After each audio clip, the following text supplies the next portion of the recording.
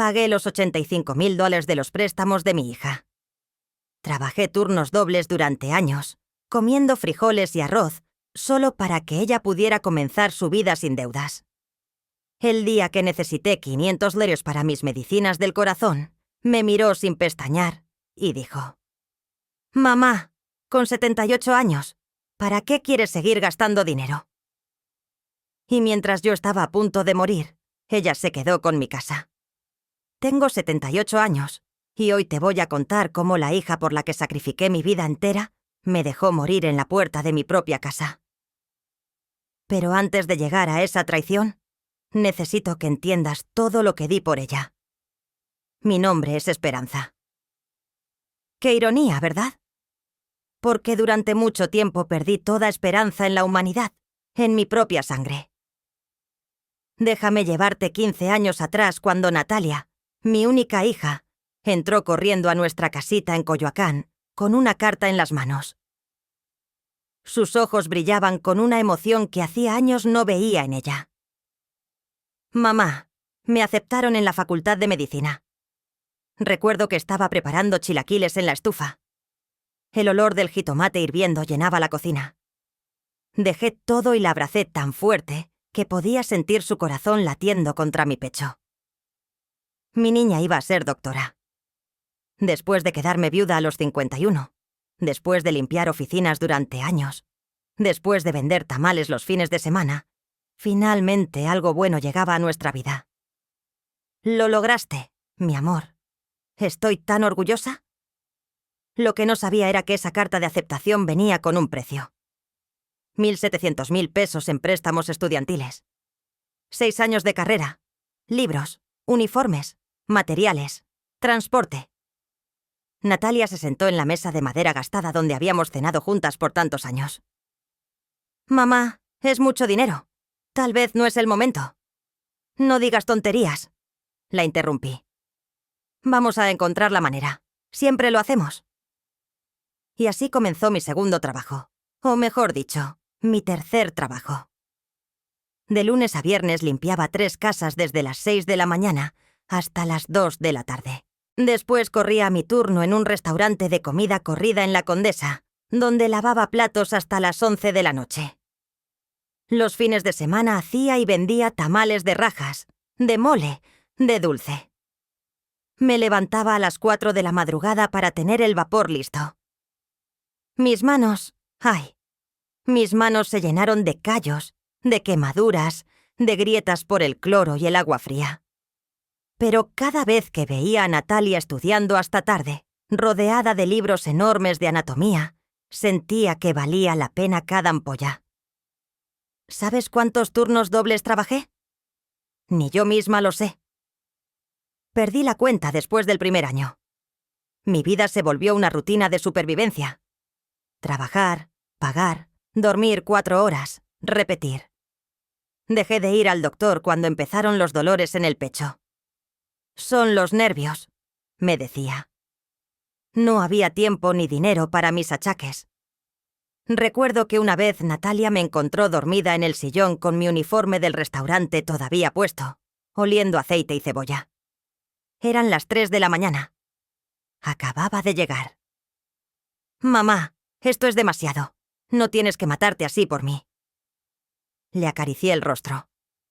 «Mi niña, yo ya viví mi vida. Ahora es tu turno. No voy a dejar que pierdas esta oportunidad». Pero ahora, con todo lo que sé, me pregunto si en ese momento ella sintió gratitud o si solo calculó cuánto le debía llegarle a costar mi sacrificio. Durante 6 años completos pagué cada peso de esa universidad. 100 pesos aquí para libros, 3.000 allá para uniformes clínicos, 5.000 para un curso especializado. Cuando no alcanzaba, empeñaba cosas. Primero fue la cadena de oro que mi difunto esposo me regaló en nuestro aniversario. Después los aretes de plata de mi mamá, como frijoles y arroz, casi todos los días.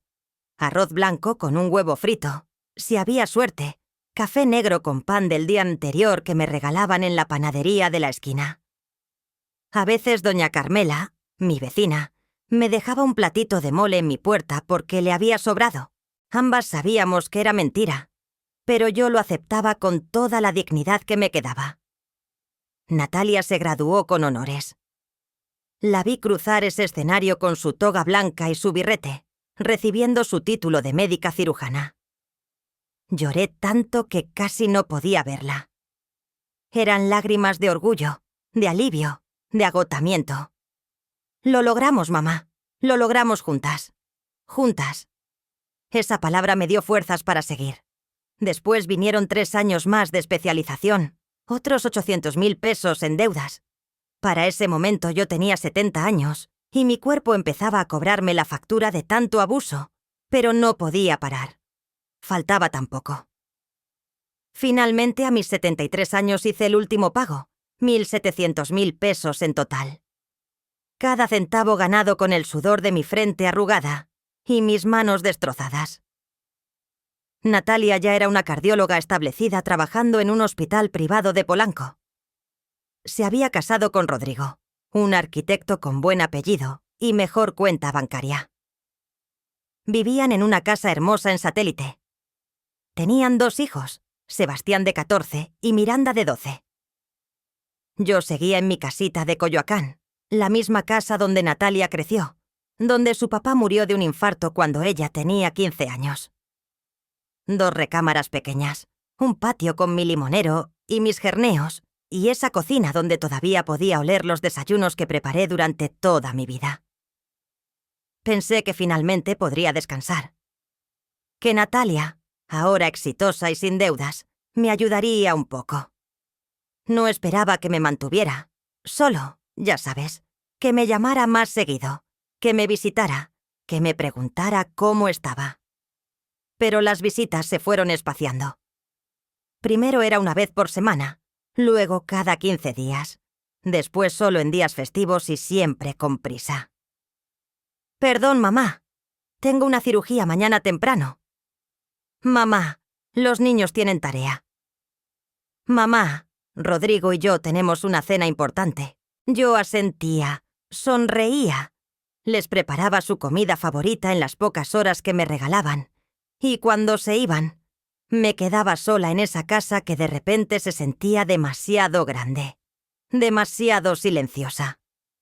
Pero yo no me quejaba porque una buena madre no pide nada a cambio.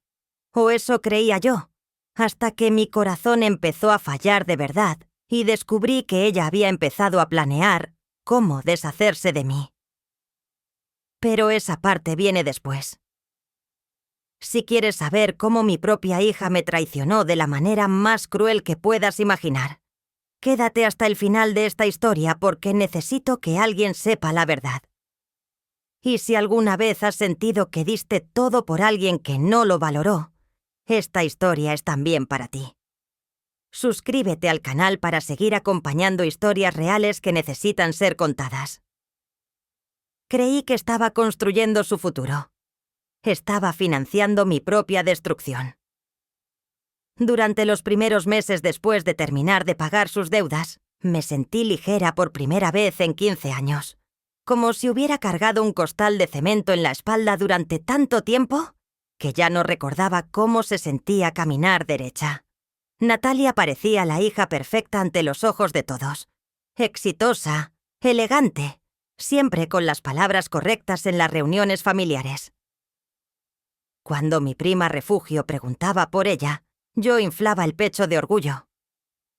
Es cardióloga, ¿sabes? En el Hospital Ángeles atiende puros pacientes importantes. Lo que no les contaba era que llevaba 2 meses sin verla. Las llamadas telefónicas se fueron haciendo más espaciadas, más frías. Cuando yo marcaba, siempre contestaba con ese tono que conoces cuando alguien está ocupado.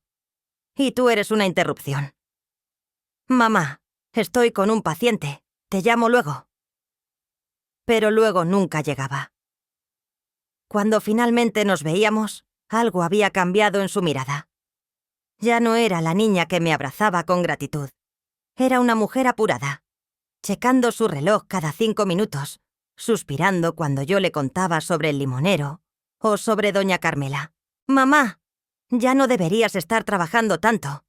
A tu edad ya hiciste suficiente». Esa frase, La primera vez que la escuché me llenó de ternura.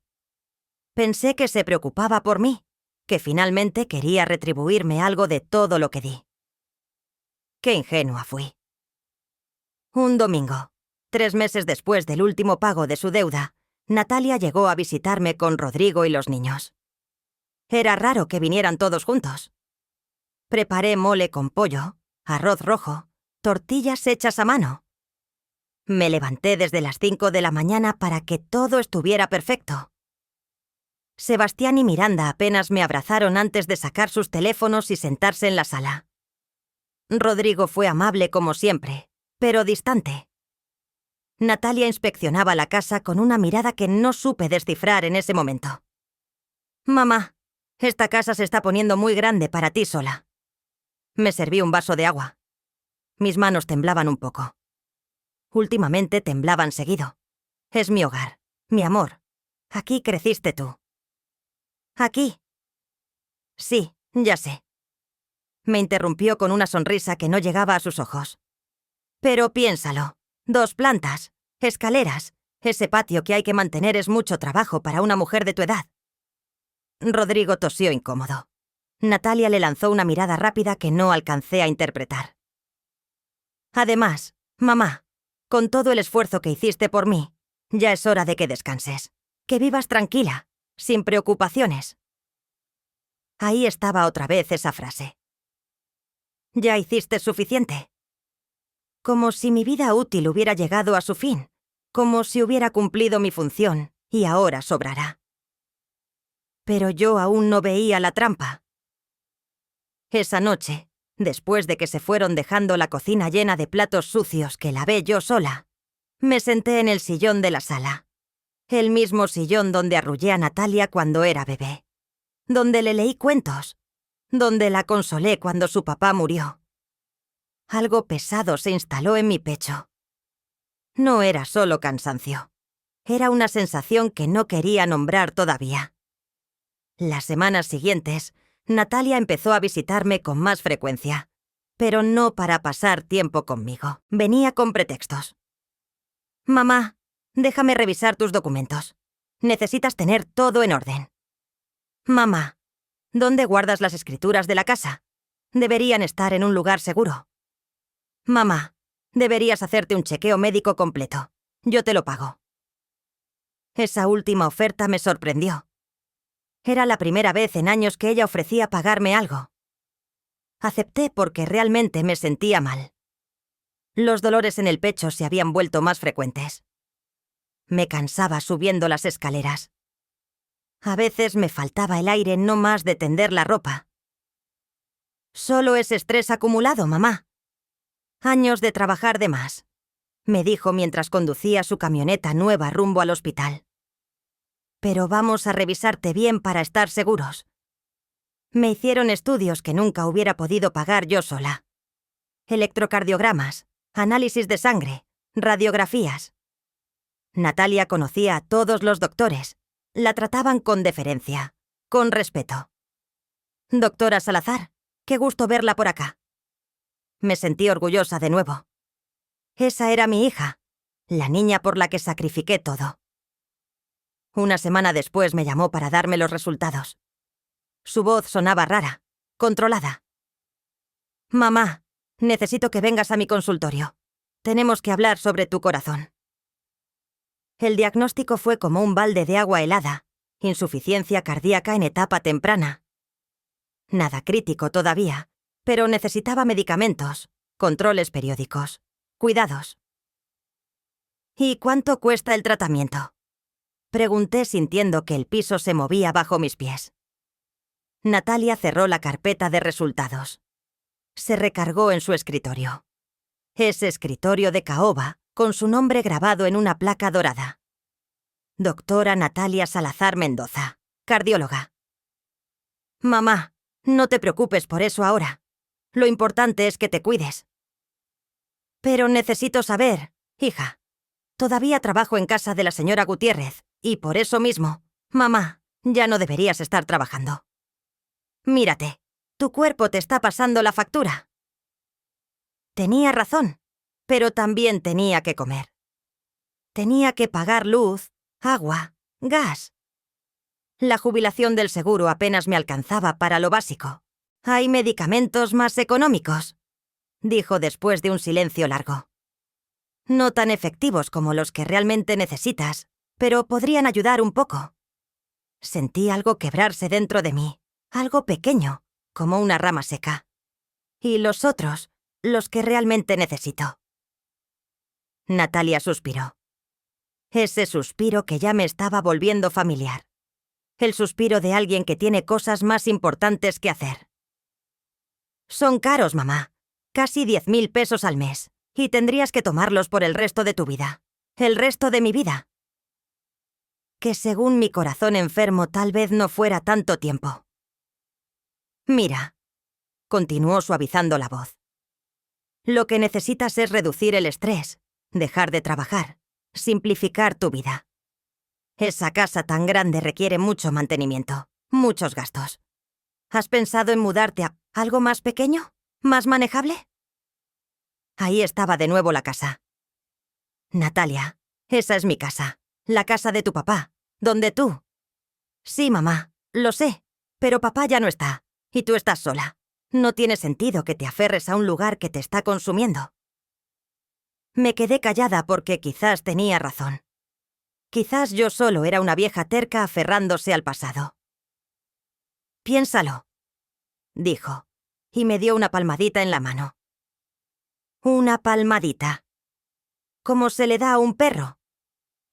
Por ahora, toma estos medicamentos básicos. Hablaremos del tratamiento completo más adelante. Salí de ese consultorio con una receta para medicinas de segunda clase y un peso nuevo en el pecho que no tenía nada que ver con mi corazón enfermo. En el camino de regreso a casa, en el microbús lleno de gente, me permití pensar lo impensable. Mi hija no quería ayudarme. Mi hija quería qué era lo que realmente quería. Llegué a mi casa cuando el sol se estaba poniendo. El limonero proyectaba sombras largas sobre el patio. Toqué las paredes de mi cocina, las mismas paredes que vieron crecer a Natalia, que guardaban ecos de risas y llantos y canciones de cuna. Tal vez soy yo, me dije en voz alta.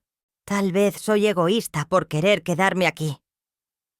Pero en el fondo, en ese lugar donde guardamos las verdades que no queremos ver, ya sabía que algo no estaba bien.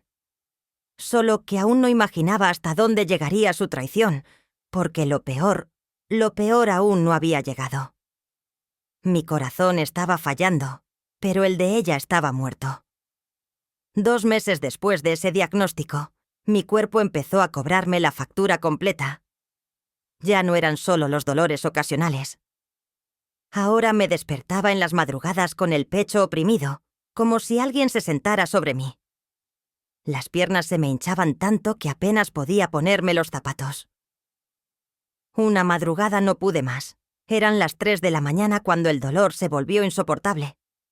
Llamé a Natalia con las manos temblando. «Mamá, ¿qué pasa?»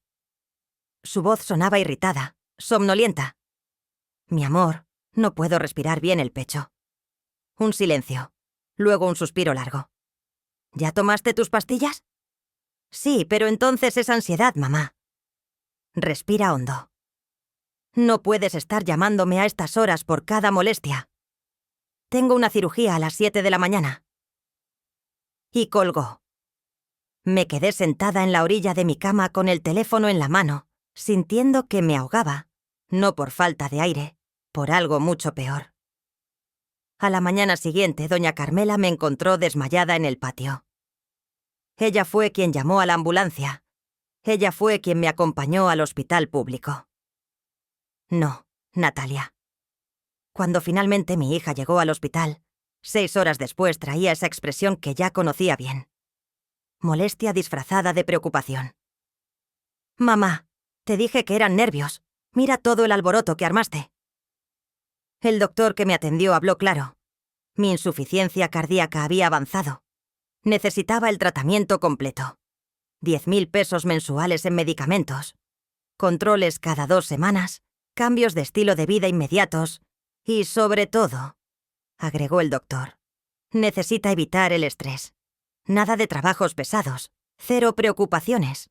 Natalia asintió como la doctora profesional que era, pero cuando quedamos solas, su máscara se deslizó un poco. Mamá, esto se está saliendo de control. No puedes pagar ese tratamiento. Yo tengo mis propios gastos. Los niños. La hipoteca. No te estoy pidiendo nada, susurré. Mi voz salió más débil de lo que quería. Lo sé, pero tampoco puedes seguir así, trabajando, estresándote, viviendo sola en esa casa enorme que requiere mantenimiento constante. Ahí estaba otra vez la casa. He estado pensando. Continuó acercando su silla. Y creo que ha llegado el momento de tomar decisiones inteligentes. Por tu bien. Sacó unos papeles de su bolsa, papeles oficiales que traía preparados, como si hubiera estado esperando este momento. Esto es un poder notarial, algo temporal, solo para que yo pueda ayudarte a manejar tus asuntos, si algo te pasa, tus cuentas, tus documentos, la casa. Mi corazón dio un vuelco y esta vez no fue por la enfermedad. No entiendo, hija. ¿Por qué necesitas eso? Porque eres realista, mamá. Tienes 78 años y un corazón que ya no responde bien.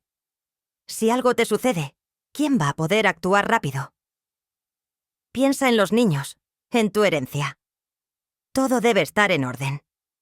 Usó a mis nietos Sebastián y Miranda, los mismos niños que apenas me pelaban cuando venían, pero que ahora aparecían en su discurso como razones urgentes para firmar. Además, bajó más la voz, mirando alrededor como si alguien pudiera escucharnos. Si vendes la casa y te mudas a un lugar pequeño, más manejable, podrías usar ese dinero para tu tratamiento, para vivir tranquila tus últimos años. Últimos años. Lo dijo así, sin filtro. No quiero vender mi casa, Natalia. No estoy diciendo que la vendas ahora, solo que tengamos todo preparado por precaución. Algo en su tono, algo calculado, ensayado. Pero yo estaba cansada, asustada, acababa de desmayarme. Mi corazón era una bomba de tiempo. Es solo por seguridad, mamá, para que yo pueda ayudarte si tú no puedes tomar decisiones. ¿Confías en mí, verdad? Esa pregunta fue la trampa perfecta. ¿Cómo decirle que no a la hija por la que sacrifiqué todo? ¿Cómo admitir que empezaba a dudar de ella? Firmé con la mano temblando, con un nudo en la garganta. Firmé ese maldito papel. Natalia sonrió. Una sonrisa que debió haberme advertido todo. Guardó los documentos en su bolsa con movimientos rápidos, eficientes. Perfecto, ahora descansa. Yo me encargo de todo. Esa noche, sola en mi cama del hospital, con el sonido de las máquinas pitando a mi alrededor, recordé algo que había olvidado, o que había querido olvidar. 2 semanas antes, cuando Natalia revisaba mis documentos importantes, encontró mi anillo de matrimonio. Ese anillo de oro blanco con un pequeño diamante que mi esposo me puso hace más de 50 años. Mamá, ¿todavía usas esto? Pesa mucho para tus dedos hinchados. Lo tomó entre sus dedos, evaluándolo como quien evalúa mercancía. Deberías guardarlo en un lugar seguro, o mejor, vendámoslo. Podrías sacar unos 15.000 pesos. Te ayudaría con tus gastos. Me lo quité esa tarde. Le dije que sí porque necesitaba dinero para la consulta que venía, porque me convenció de que era lo lógico. Vi cómo se lo llevaba.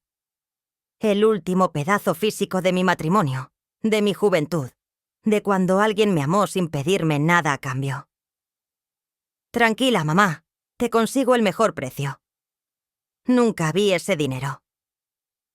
Cuando le pregunté semanas después, me dijo que lo había usado para pagar unos gastos urgentes míos que ella había cubierto. Nunca especificó cuáles. Ahora, acostada en esa cama de hospital, entendí finalmente lo que estaba pasando. Mi hija no me estaba cuidando, me estaba despojando, lenta, metódicamente, con la precisión de una cirujana que sabe exactamente dónde cortar. Y yo acababa de darle el bisturial para terminar el trabajo. Me convenció de que era por mi bien mientras planeaba quedarse con todo. Salí del hospital una semana después con una bolsa llena de medicamentos baratos y un papel firmado que me quitaba el control de mi propia vida. Aunque todavía no lo sabía, Natalia se volvió más presente, pero no de la manera que una madre desearía. Venía a revisar cosas, a mover papeles, a tomar fotografías de los rincones de mi casa con su teléfono, solo documentando el estado actual. Mamá, para el seguro. ¿Cuál seguro? Nunca me explicó. Una tarde llegó con Rodrigo y un hombre que presentó como un valuador de propiedades. No me preguntó si podían entrar, simplemente lo hicieron. El hombre recorrió mi casa con una tableta, tomando notas, midiendo paredes, evaluando cada rincón como si yo no estuviera ahí, como si ya no fuera mía. Mamá, es solo para tener una idea del valor. Por si acaso, ¿qué? Pero ya no preguntaba. Porque cada vez que lo hacía, Natalia suspiraba con ese cansancio que me hacía sentir como una carga. El valuador se fue dejando un folder. Natalia lo guardó rápido, pero alcancé a ver el número. 3,5 millones de pesos. Esa noche no pude dormir. Mi casita valía eso, el lugar donde crié a mi hija sola, donde sobreviví a la muerte de mi esposo, donde cada pared guardaba recuerdos que no tenían precio. Los domingos Natalia empezó a llevar a Sebastián y Miranda con más frecuencia, pero algo había cambiado en cómo me trataban. Abuela, ¿es cierto que te vas a mudar pronto?, preguntó Miranda mientras jugaba con su teléfono sin siquiera mirarme. ¿Mudarme? No, mi amor. ¿Quién te dijo eso? Mamá. Dijo que ya no puedes cuidarte sola, que te vas a ir a un lugar donde haya enfermeras. Sentí que el piso se abría bajo mis pies. Miré a Natalia, que preparaba café en mi cocina como si nada. Hija, ¿de qué está hablando? Ay, mamá, los niños confunden las cosas. Solo les comenté que existen residencias muy bonitas para adultos mayores, por si algún día las necesitas. Pero Miranda no había confundido nada. Sus palabras fueron demasiado específicas. Sebastián ni siquiera participó en la conversación. Estaba hundido en su videojuego. Estos eran mis nietos, los niños por los que supuestamente yo debía organizar mi herencia. Esa tarde, después de que se fueron, marqué a mi prima refugio. Necesitaba hablar con alguien que me conociera de verdad. Esperanza, ¿estás bien? Te escucho rara. Le conté todo, los papeles, el valuador, las insinuaciones constantes sobre mudarme. Refugio guardó silencio largo. Prima, esto no me gusta nada. Natalia está planeando algo. No digas eso. Es mi hija. Solo está preocupada por mí. Preocupada. Una hija preocupada te ayuda con tus medicinas. No te presiona para que firmes papeles. Ten mucho cuidado, Esperanza. Mucho cuidado, pero yo seguía sin querer ver, porque aceptar la verdad significaba aceptar que había sacrificado 15 años de mi vida por alguien que solo esperaba que me muriera para quedarse con lo poco que tenía. La siguiente semana, Natalia llegó con una carpeta nueva. Sonreía, pero era esa sonrisa profesional que usaba con sus pacientes. Mamá, encontré la solución perfecta. Mira, eran folletos de residencias para adultos mayores, lugares con nombres bonitos, Atardecer Dorado, Jardines de la Paz, Villa Esperanza. Este está muy bien. Tiene enfermeras las 24 horas, comidas incluidas, actividades recreativas y lo mejor cuesta solo 8,000 pesos al mes. Con lo que sacaríamos de vender la casa, podrías pagar años completos por adelantado y te sobraría para tu tratamiento médico. Cada palabra fue como una puñalada. No voy a vender mi casa, Natalia. Su sonrisa se endureció. Mamá, sé realista.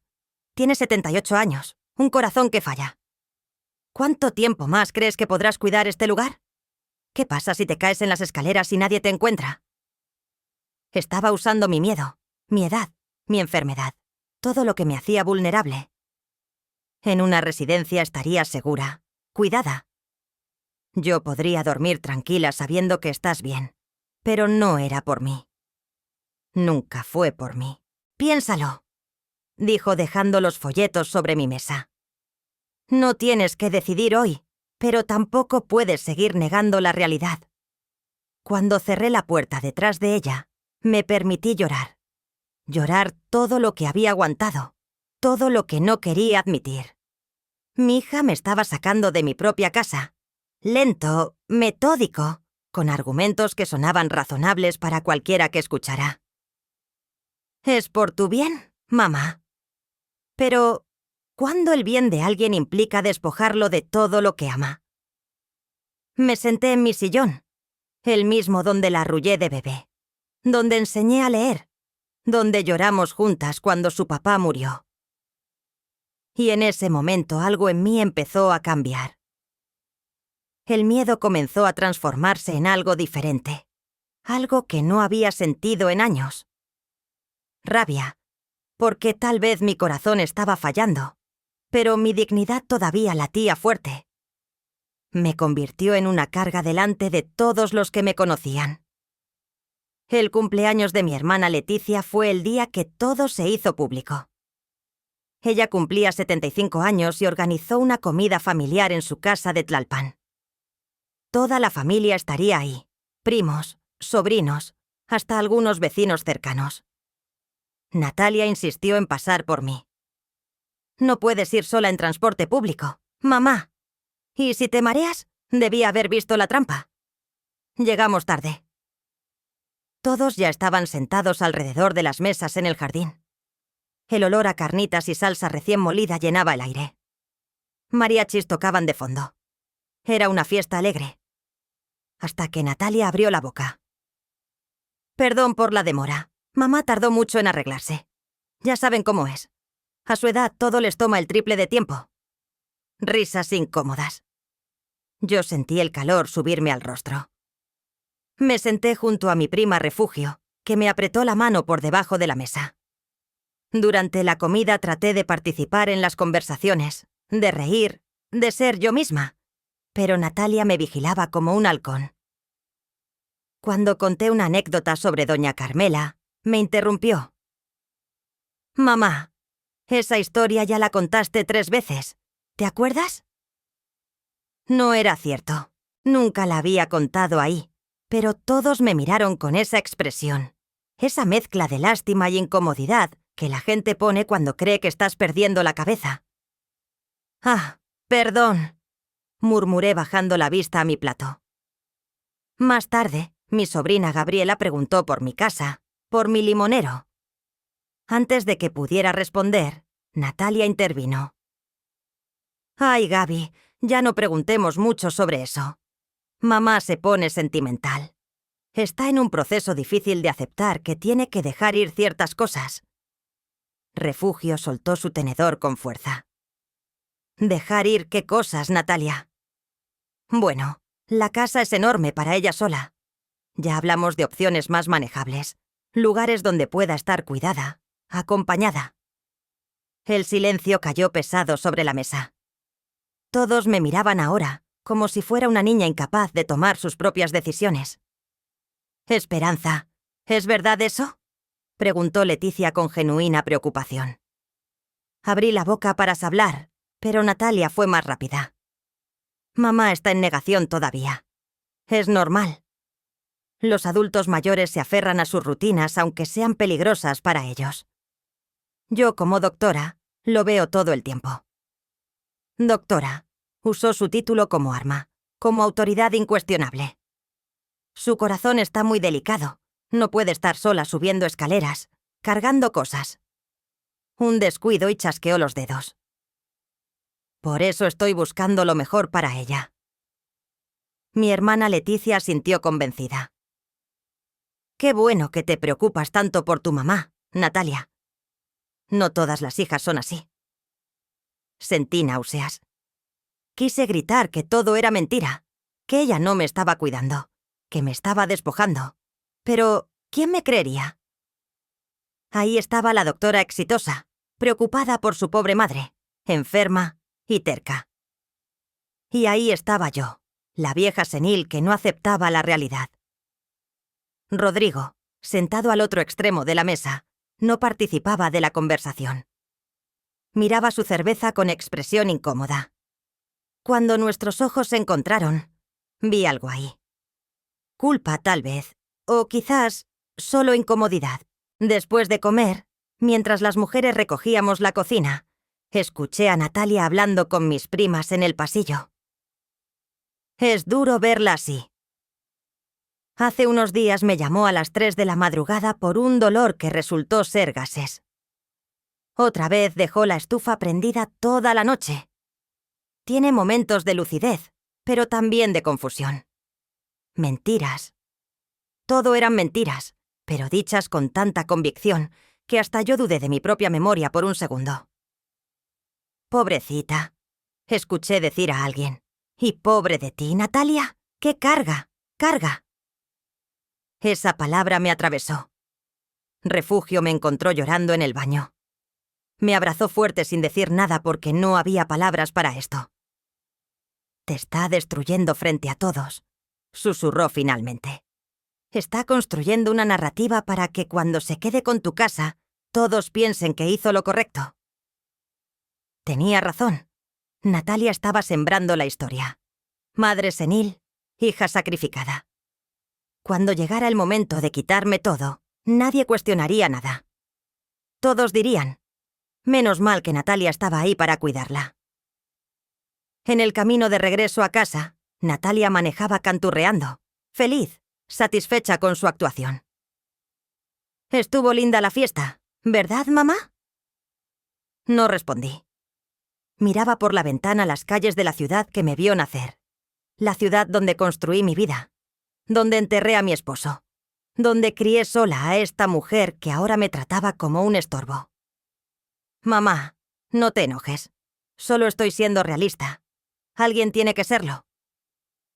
Cuando llegamos a mi casa, bajé del auto sin despedirme. Escuché su voz detrás de mí. Piensa en lo que hablamos. El tiempo se acaba, mamá. Tu corazón no va a esperar a que estés lista. Cerré la puerta, me recargué contra ella, y por primera vez en mi vida, sentí miedo real de mi propia hija porque ya no se escondía, ya no disimulaba. La humillación pública había sido su forma de decirme: ya no me importa lo que pienses, voy a hacer lo que quiera y todos van a aplaudirme. Pero ella no sabía algo, que las mujeres de mi generación aprendimos a sobrevivir cosas peores que la traición de una hija, y que cuando no te queda nada que perder, te vuelves peligrosa. Mientras yo agonizaba en el hospital, ella cambiaba las cerraduras. Todo pasó una noche de octubre. Recuerdo la fecha exacta, 17 de octubre, porque fue el día que casi muero y el día que perdí mi hogar. Esa tarde me sentía extraña, un peso aplastante en el pecho que no se iba con las pastillas, sudor frío, mareo. Llamé a Natalia 3 veces. No contestó. A las 9 de la noche el dolor se volvió insoportable. Llamé a doña Carmela con el último aliento que me quedaba. Doña Espe, Dios mío, no se mueva. Ya llamo a la ambulancia. Lo siguiente que recuerdo son luces brillantes, voces distantes, el sonido agudo de una sirena y oscuridad. Desperté 3 días después en terapia intensiva, tubos por todos lados, el pitido constante de las máquinas, una enfermera revisando mis signos vitales. Tranquila, señora. Tuvo un infarto severo. Está estable ahora, pero fue muy grave. Natalia llegó al 4.º día, no al primero, ni al segundo, al 4.º. Traía lentes oscuros aunque estábamos bajo techo. Se sentó junto a mi cama con esa expresión que ya conocía. Preocupación ensayada. Mamá, nos diste un susto terrible. ¿Dónde estabas? Mi voz salió ronca, apenas un susurro. Estaba en un congreso médico en Cancún. Vine en cuanto pude. Mentira. Doña Carmela me dijo después que la había llamado la misma noche de mi infarto. Natalia eligió no venir. Los siguientes días fueron una nebulosa de dolor, medicamentos y soledad. Rodrigo vino una vez incómodo con flores que dejó sobre la mesa sin decir mucho. Los niños nunca aparecieron. Solo doña Carmela venía a diario. Me traía caldo, me peinaba el cabello, me sostenía la mano. Su hija es doctora y yo, que apenas terminé la primaria, soy quien la cuida. ¡Qué ironía! ¿Verdad, doña Esp? Natalia aparecía de vez en cuando, siempre con prisa, siempre revisando su teléfono, siempre con ese aire de estar haciendo un gran sacrificio. Estuve 12 días hospitalizada. 12 días entre la vida y la muerte. 12 días en los que, según supe después, Natalia estuvo muy ocupada. El día que me dieron de alta, doña Carmela fue quien me recogió. Natalia tenía una cirugía urgente. Rodrigo ofreció su auto, pero ella lo necesitaba. Llegamos a mi casa al atardecer. El limonero se veía hermoso con la luz dorada del sol. Las bugambilias de mi vecina se asomaban sobre la barda. Todo se veía igual. Hasta que intenté abrir la puerta. La llave no entraba. Intenté de nuevo. Nada. Doña Carmela, algo está mal. Ella probó también. La cerradura había sido cambiada. Un frío me recorrió el cuerpo que no tenía nada que ver con el clima. Toqué el timbre. Nadie respondió. Golpeé la puerta. Silencio. Esto no puede estar pasando, murmuré sintiendo que las piernas me fallaban. Marqué a Natalia. Contestó al cuarto tono. Mamá, ¿qué pasa? No puedo entrar a mi casa. La cerradura. Ah, sí. Mandé cambiarlas por seguridad mientras estabas en el hospital. No podía dejar la casa vulnerable. ¿Y mis llaves? Un silencio demasiado largo. Las tengo yo. Pero, mamá, necesitamos hablar. Ya no puedes vivir sola. Lo del infarto fue una advertencia clara. Natalia, ábreme la puerta. Es mi casa. Mamá, tranquilízate. No es bueno que te alteres. Mira, ya hablé con un abogado.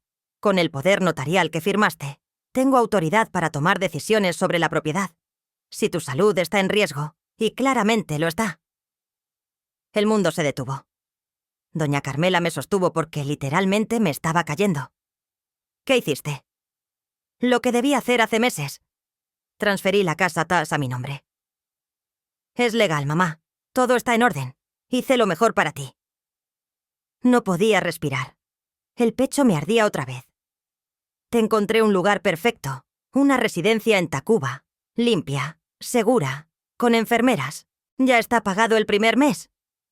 Puedes instalarte mañana. Natalia, por favor.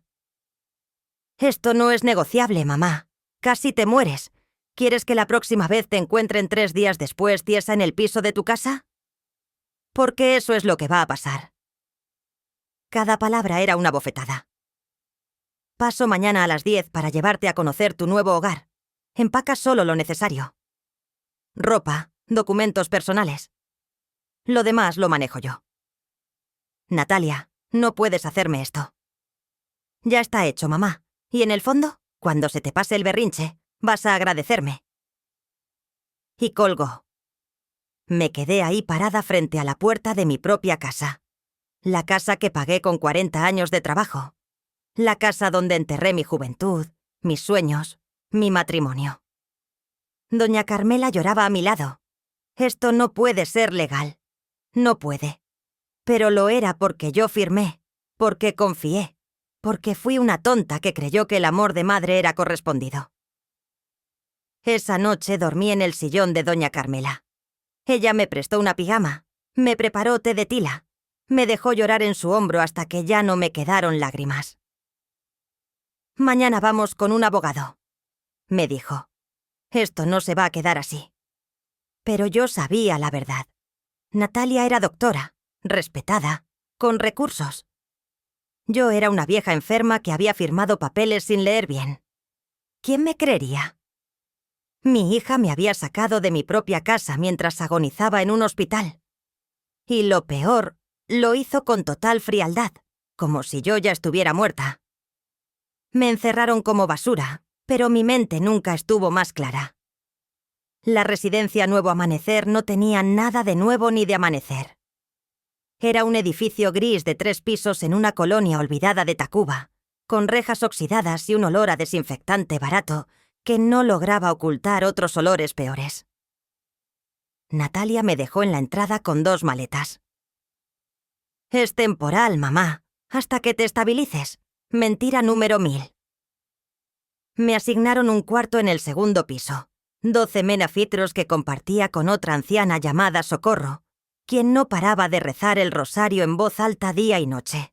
Una cama dura, un closet diminuto, una ventana con vista al estacionamiento de una tortillería. Eso era todo. Los primeros días fueron un infierno silencioso. Me la pasaba sentada en la orilla de mi cama, mirando las paredes color verde hospital, sintiendo como mi alma se apagaba poco a poco. La comida era horrible, caldo aguado, pollo duro como suela de zapato, pan viejo, nada que ver con mis chilaquiles, con mi café de olla, con las tortillas recién hechas de doña Carmela. Natalia venía cada 2 semanas, 15 minutos exactos, nunca más, nunca menos. Revisaba que estuviera tomando mis medicinas, firmaba papeles y se iba con una sonrisa de deber cumplido. «¿Ves, mamá? Aquí estás segura, cuidada. ¿No es mejor que estar sola en esa casa enorme?» No respondía. Ya no tenía fuerzas para pelear, pero entonces conocí a don Esteban. Era un hombre de 82 años, delgado, con un bigote blanco perfectamente recortado y unos ojos azules que todavía brillaban con inteligencia. Usaba un bastón de madera elegante y siempre vestía con camisa, aunque fuera solo para bajar al comedor. Me lo encontré una tarde en el jardincito trasero de la residencia. Yo estaba sentada en una banca viendo pasar las horas sin sentido. «¿Puedo?», preguntó señalando el espacio junto a mí. Asentí sin muchas ganas. Se sentó con un suspiro, sacó un pañuelo y limpió sus lentes. «Detesto este lugar», dijo sin preámbulos, «pero supongo que usted también». Algo en su tono me hizo sonreír por primera vez en semanas. «Se nota tanto, señora. Usted tiene cara de alguien a quien le robaron la vida. Lo sé porque yo tengo la misma cara». Y así empezó nuestra amistad. Don Esteban había sido abogado laboralista durante 40 años. Su esposa murió 5 años atrás. Su hijo único, ingeniero exitoso en Monterrey, lo metió en la residencia por su propio bien y se quedó con su departamento en la del Valle.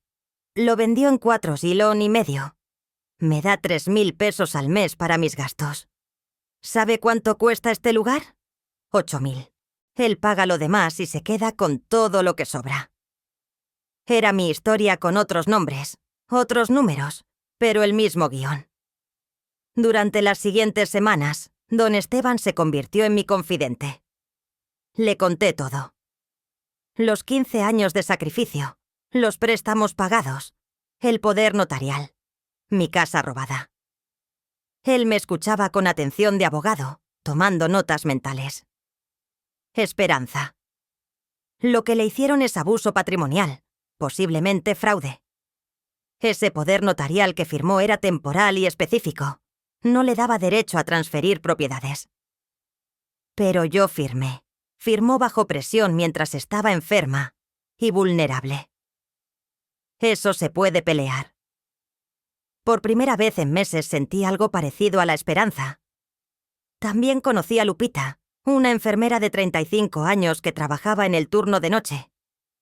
Era la única empleada que nos trataba como personas y no como muebles. Una madrugada me encontró llorando en el pasillo. No podía dormir. Los ronquidos de Socorro y el peso de mi pérdida me asfixiaban. «Doña Espe, ¿qué le pasa?». Le conté todo entre lágrimas y coraje contenido. Le conté todo. Lupita apretó mis manos. Mi abuela pasó por algo parecido. Mi tío le quitó su terreno en Oaxaca. Se murió de tristeza 6 meses después. No deje que eso le pase a usted. Pero, ¿qué puedo hacer? No tengo dinero para abogados. No tengo fuerzas. Tiene razón y tiene testigos. Yo la he visto. Está lúcida, clara. Si su hija dice que está senil es mentira, y eso se puede probar. Don Esteban, Lupita y yo empezamos a reunirnos en secreto en el jardín durante las noches cuando los demás dormían. Necesitamos documentar todo, decía don Esteban. Cada visita de su hija, cada palabra que dice. Y necesitamos encontrar testigos que confirmen el estado de su casa, el valor real, las circunstancias de la transferencia. Yo conozco abogados, agregó.